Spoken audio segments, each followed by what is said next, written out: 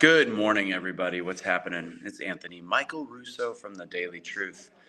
I'm at an event. I was actually going to take the week off of Daily Truths, but I feel as though today's an important one. Yeah, so I'm on my phone, so I can't see much. I can't see comments, and that's okay. I'm just going to talk a little bit. You know, and I got to speak today at an event, and I'm not going to lie, I'm glad that I wasn't emceeing the second half of the afternoon yesterday because this was a tough one. And I know that my friends Cash and Casey have been on and talking about it, and it's bothered me a lot. I've had the honor of seeing Charlie Kirk in person, shook his hand at an event with Don Jr. Years ago. Kelly took us to. And I'm just bothered by so many different things that I see on top of what he went through, on top of what his family had to see. And I don't think people understand, I shouldn't say that. I think some people don't understand the level of magnanimity of this. And people are afraid to call this a modern day Martin Luther King incident, but it is. Whether you agree with some of his sentiments or disagree with some of his sentiments, fact is, Charlie Kirk is probably the most influential conservative voice. And the same would go if somebody was the most influential Democrat voice, that it would be a huge deal. I don't know who that would be in the Democrat Party right now, to be honest. But from an activist perspective, which is what Martin Luther King was, Charlie Kirk was an activist, somebody that not just was an activist for conservative values, but most importantly, the thing that separates us from other countries, which is the First Amendment. Somebody that speaks to people that disagree with him and takes arrows day after day after day for the purposes of engagement and conversation. There was no more intelligent person in the Republican Party and the conservative movement. Period.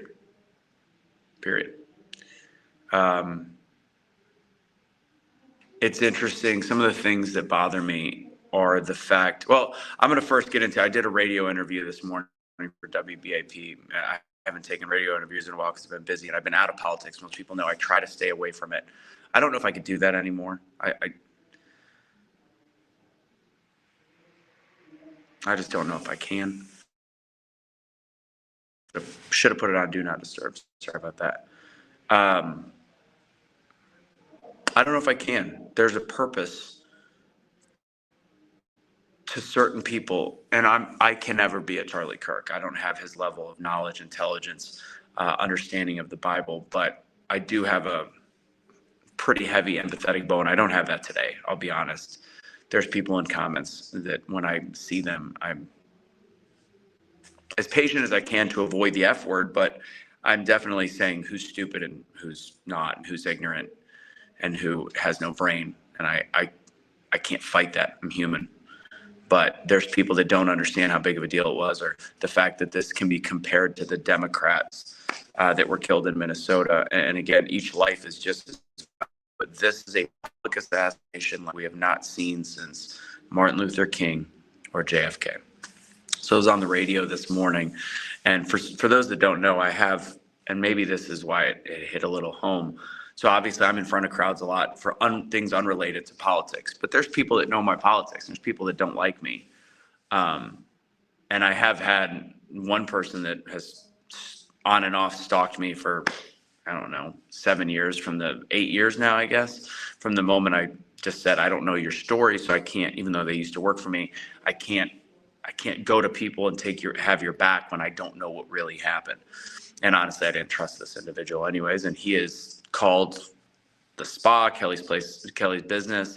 He's called individually late at night. Actually, recently, he once put on a page where I was hosting a patriotic event if you guys are watching, Jessica Mathis, they posted a thing about how I was this horrible person that if he saw me in public, he said I was in hiding. I'd never been in hiding, but he said if he saw me in public, he would shoot me. And that didn't bother me probably until today. So I was on the radio and they said, you do a lot of political stuff. And I'm like, I don't really do a lot of political stuff. People know, but I'm always in front of a crowd. And to say that I'm not a little bit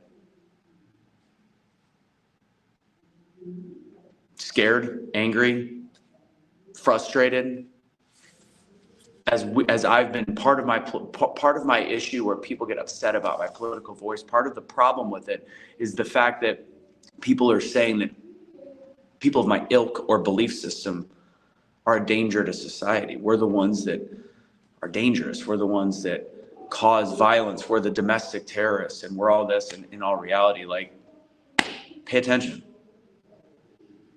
And there's news coming out right now about what was written on this gun and what this person looked like. As of right now, fits the mold of the last couple shootings. And for years, I've been demonized. For years, and this is why the coaches that I work with now have told me to avoid politics and to avoid my belief system.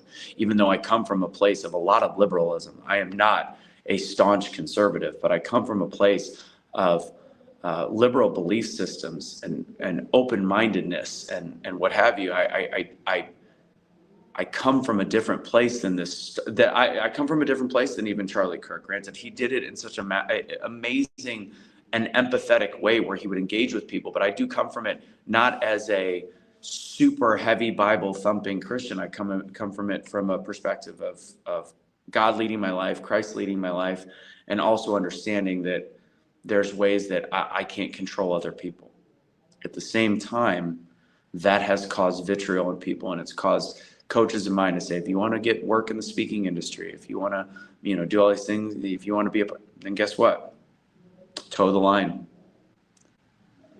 And I think that part of my guilt on the radio this morning and sadness, it was a little bit of fear, was also guilt that I've kept my mouth shut. I've been texting my friend a little bit, Chad Prather, and I'm going to talk to Casey and Cash. I've stayed away from. I've been very busy, which is part of it, but I've stayed away from politics.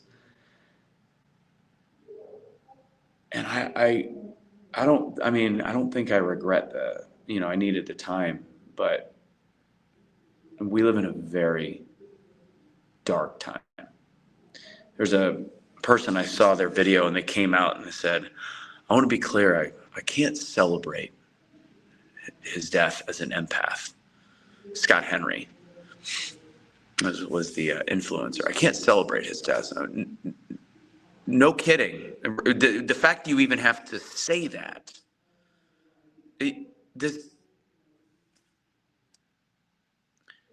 And then in the comments, and I need to stop reading comments, but there's so many people that are under this mystique that he was this horrible person and racist and bigoted. And he's not, because when he talked to black people that disagreed with him, he brought up crime statistics. He never once said anything bad about black people, ever.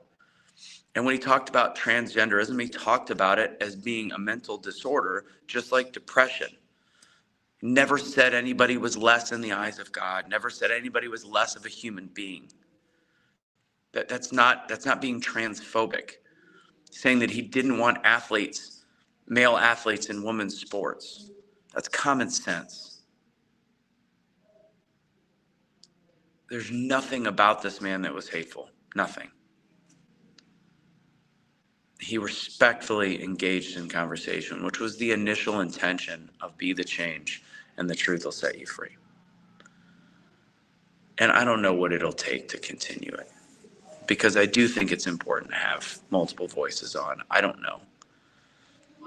But yesterday was a very dark day, and today is September 11th, 24th anniversary.